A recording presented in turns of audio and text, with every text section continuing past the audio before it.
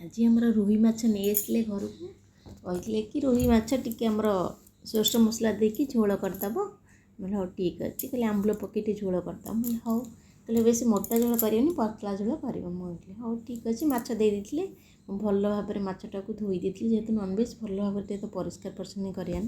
दीथर भल भाव धोई देकी कोटी कोटी कर भल भाव धोईदेली माछटा को या भितर धोईदेले हाथ धोईदे कि लुण हल्दी ताको देकी भल भाव गोलैदेली लुण हल्दी देकी लुण हल्दी देकी भल भाव एपट सेपट कर गोलैदेले गोलैला भितर कढ़ई तेल मुझे देती सोरिष तेल आप चाहिए रिफाइन भी देवे सोरिष तेल देवे सोरिष तेल दे देती गोटे गोटे कर भल भाव भाजीदेली या कथा भितर गोटे पट हो गलानी आ गोटे पट भल भाव धीरे धीरे नौटेदेली माछटा को भल भाव आपण भिडियोटी देखुले आपन को देखुले निहाती लाइक करेंगे कमेंट देवे शेयर करेंगे फेसबुक पेज रे देखले मुझे फॉलो तो निश्चिंत करेंगे कथा मध्य माछटी हो गलानी मोर ताको गोटे जगह गोटे माछ काढ़ीदेली गिना को कहते कि पेटी माछ तो पुआ भल पाए खायापाई कौन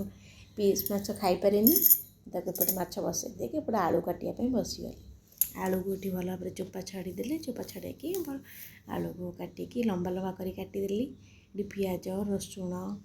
सुखिला लंका आ जीरा सोर्स टिक्स देकी से मसला रेडी करदेली आलू काटिदेली मसला से रेडी करदेली लंबा लंबा आलू काटी देती लंबा लंबा आलू काटिकी करदे तरकारी आ ए कथा भितर मोर आलू कटा भी सरीगला मसला भी रेडी हो गला ता भितर गोटे तेल पशे दे कढ़ई पटे से आलू काटी आलू को टे भल भाव भाजीदेवा आलू को भाजीदेली पेस्ट बन मसलाटा से मसलार पेस्ट को तादेह दे देती आलू टिके गोल्डन कलर आसला भितर मसला पेस्ट को दे देती से टिके हल्दी टिके लुण अल्प दे देती भाजती अन्य किसी भी पाउडर मुझे देनी तादेह एमती सिंपल स्टाइल तो कहती मुझे बनईदी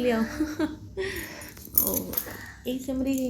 आलू आ मसला कषाई भितर मुझे आंबुल पकईदी आंबुलटा यही समय पकड़े ना तार खटा अंशटा भलसे तरकारी जाए भल लगी टेस्ट लगी जाए भितर देखो आलू भी सीझीगला तरकारी सीझीगला मसलाटा भल भाव आलू सीझी भाजी रखी माछ तो मुंड बहुत माछर मुंडा बहुत पसंद एमती भी कटा भी होना गोटे मुंड बहुत पसंद मुंडटा